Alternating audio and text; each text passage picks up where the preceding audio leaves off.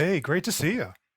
Great to see you in this mode and the mode that we're heading into with SoundQuest Fest. Of course, it's a streaming fest, and soon enough we'll be able to get back out into the real world or the other real world, the world of where we're in the place together. But in the meantime, I'm really excited and honored that you could be part of the fest and what you're bringing to it and what you're bringing to the world overall with your modular educational program and getting people of all levels of experience on board with that is just really huge. And so I know all of us really appreciate your efforts there. And I so appreciate I being know, part of it as a person who loves listening to this music in addition to creating it. I just love the lineup you've put together for this. I'm really excited about the event. yeah, thank you. So diverse and folks from all over the planet, and that continues to keep unfolding. So in in your set, and I know you've have created some content on the technical side of the fence here, but let's talk about the creative and in in this particular setting. What were you moving towards with the set? What was the core direction and feeling, emotion kind of space that you wanted to bring? Yeah, whenever I create either visual art or music, I like to create worlds, be they based on the real world or maybe a dream world. And in creating music, usually a sound or two will trigger me and start to give me a picture of an alternate world that I then want to flesh out to paint out the entire picture. And in this particular piece I did for SoundQuest, Nahuatl, which is based on the Aztec language, I first heard some great sounds of someone playing terracotta pots and reminded me of a lot of like pre-Hispanic or pre-Columbian music, kind of like Jorge Reyes used to do. And Hmm. after that, I said, okay, I've got a time and a place. Now I need to flesh this out with a more human element. And I was working with a good friend, Douglas Morton, Cube Arts, and he has a particular set of sounds called Voices of the Aztecs, including some wonderful Aztec poetry.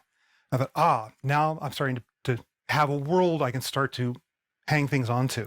And then my process of composition is always what serves this world? What's going to flesh out the story? What's going to build out this alternate reality that I'm building for you? It always starts inspired by a particular sound or spoken word passage, etc. But then I want to create a whole world based on that core.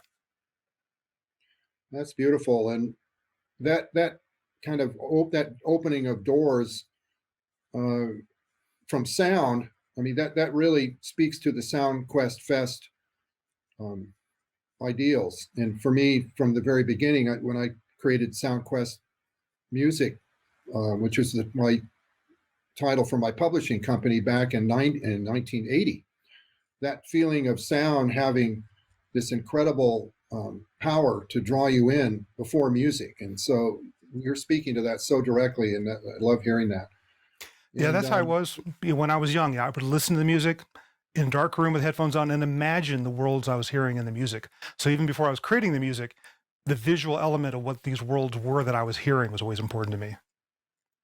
so, yeah, with the palette that you have now and that we have with, I mean, I also have a very large collection of Eurorack as well, like what's behind you. And then this is for the folks who don't know this format, this is what we call the 5U, the Moog unit, larger format. It's a different way of interacting because of the size of the instrument itself. There's more room for your hands to get in there and move and change things around. But in terms of um, envisioning your music and through whatever instruments we're using, do you sometimes come to something with a blank slate where you just like the sound itself becomes the reflection, becomes the portal that you enter into rather than a larger intellectual concept? Do you just enter in like today's like a blank slate day and you just start carving up things from an intuitive experiential place on the modular and let that take you? Do you work in that way?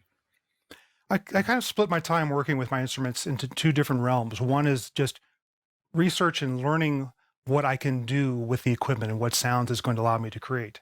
But then when I find a particular sound or timbre that really resonates with me, I'll grab onto that and say, that will be the core for a piece I want to Mm, create. And then I start adding things around that. For many artists, a blank canvas is a very scary thing. It's unlimited possibilities. Where do you start? And hmm. what do you add to your first thing you put down on the canvas? So as a visual artist and now in creating music, I always try to take the concept of let's have a core concept and always add elements that support that core concept. And it's the same with me for sound. I'll hear a sound or come across a particular experiment or hear a spoken word passage. I go, that resonates. I need to do something with that. Let's give it a world to live in. And then I'll start adding elements around it. Well, I relate to that process so deeply too. I mean, the places that we're able to go now, and then with the opportunities, again, with the tools like no other time in history, do we have this kind of ability to dream all of these into reality. So again, really appreciate your involvement here. What you're bringing to the whole big picture here is big. And so, and after all these years of, I've heard your name for years in the industry when you were back with, what was it, Sequential, and what were some of the early Sequential, Digidesign, chief engineer role in R&D for a while, and also Music Maker Publications. So yeah, I got a chance to create these instruments early on. And it's nice now to be in a phase in my life where I get to use them.